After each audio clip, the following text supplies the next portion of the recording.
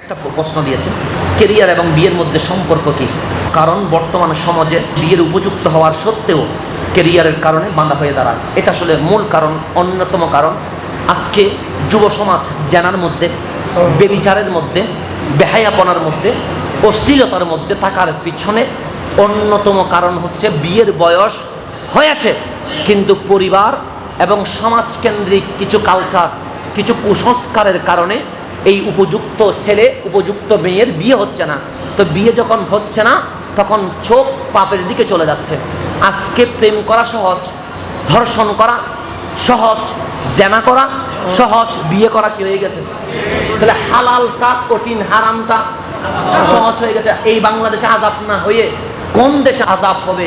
যে আমি দেখলাম এই পরিমণি যে গ্রেপ্তার হলো, তারকে যিনি তদন্ত করছে তার নাম সাকালাইন, সে যে পরকিয়া করছে, আদালত বলছে এটার বিচার করা সম্ভব নয়। ওর বউ আছে, তাহলে পরকিয়া করার কারণে বউয়ের উপর জুলুম করছে কি করে নাই? সন্তানের উপর অত্যাচার করছে কি করে নাই? কিন্তু বাংলার আদালত বলছে তার বিচার করা সম্ভব নয়। এটা নাকি স্বাধীনতা?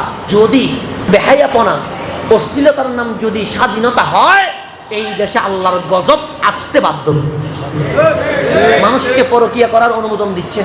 আমি অভিভাবকের প্রতি অনুরোধ করব, বিয়ে এক জিনিস, ক্যারিয়ার আর এক জিনিস। ক্যারিয়ারের মালিককে, রিজিকের মালিককে আল্লাহ। সেই জন্য হযরত ওমর ইবনুল খাত্তাব রাদিয়াল্লাহু তাআলা আনহু, উনি যখন খেলাফতের আমিরুল মুমিনিন ছিলেন, তখন যারা বিয়ে করতে একটু দেরি করছে কেন, ক্যারিয়ারের জন্য, তখন ফারুক আজম গরম হয়ে বলতে লাগলেন, বিয়ে করছো না কেন? আমি এখনো প্রতিষ্ঠিত হয় নাই, রিজিক খাওয়াবো কি?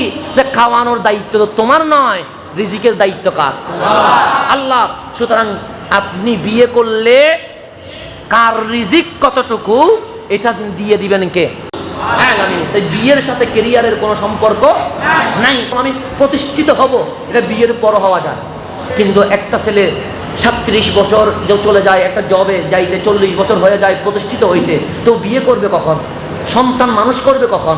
তো সন্তান ছোট থাকতে থাকতে বাবা চলে গেছে কোথায়? কবরে। তো এখন সন্তানকে মানুষ করবে কখন? সেই জন্য উপযুক্ত হয়ে গেলে অভিভাবককে বলে যাব, রিজিকের মালিককে, বিয়েকে সহজ করে দেন। এখন তো কামিন নিয়ে, মোহরানা নিয়ে আরেক ঝামেলা। 15 লক্ষ 10 লক্ষ মোহরানা দিয়েছে, আর 15 লক্ষ 10 লক্ষ মোহরানা দিয়ে বিয়ে করতে হয়, আর ওখানে পার্কে গিয়ে 2 টাকা বাদামের কাছে ইজ্জতটা বিক্রি করে দিচ্ছে। 2 টাকা বাদামের কাছে কি ইজ্জত শেষ বিয়ের আগে? তো 2 টাকা বাদাম দিয়ে ইজ্জত দিয়ে দিলা, আর মোহরানার নাম দিয়ে 10 লক্ষ 15 লক্ষ দিয়ে হালাল জিনিসটাকে কি করে দিয়েছে? কঠিন করে দিয়েছে। মোহরানা এটা হচ্ছে নারীদের সম্মান, নারীদের ইজ্জত। এখন এটা কেমন করে নির্বাচিত করতে হবে? আমার নবী বলেছেন, বরের সামর্থ্য অনুযায়ী মোহরানা কি করতে হয়? নির্ধারণ করতে হয়। আর ইসলামী শরীয়তে মোহরানা মানে কি? আপনি যেদিন বাসরঘর সাজাবেন তার আগেই মোহরানা দিতে হয়। এখন বাংলাদেশের তো অর্ধেক বিয়েও হচ্ছে না। কেমনে? 15 লাখ টাকা আমি লিখে রাখছেন, মোহরানা 1 টাকাও দেন নাই। আবার আপনি 5 বছর 10 বছর সংসার করতেছেন, মোহরানা দেনও নাই। তো এই বিয়ে তো করে লাভ নাই। তো শরীয়ত মোতাবেক বিয়ে করতে হবে। সেই জন্য অভিভাবকদেরকে বলবো, মেয়েটা হাটের গরু নয় যে মোহরানা দিয়ে মোলামুলি করবেন। এটা গরুর বাজার বসে নাই।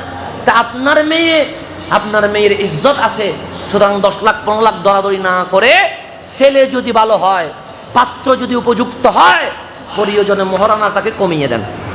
মোহরানা কি করে দেন? সহজ করে দেন। বিয়েটাকে সহজ করে দেন। বিয়ে যদি সহজ হয়ে যায়, দেখবেন সমাজ থেকে অনেকাংশে পাপ কি হয়ে যাবে?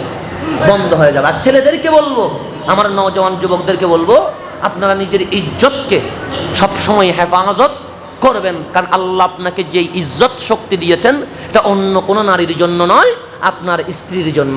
আমার বোনদেরকে বলে যাব, আপনি আপনার ইজ্জতকে 2 টাকার বাদামের নিচে দিয়ে দিয়েন না। কারণ আপনার ইজ্জতটা অন্য কারোর জন্য নয়, আপনার স্বামীর জন্য, আপনার স্বামীর জন্য। বিয়ে আর ক্যারিয়ার অবশ্যই আমাদেরকে মানুষ হইতে হবে।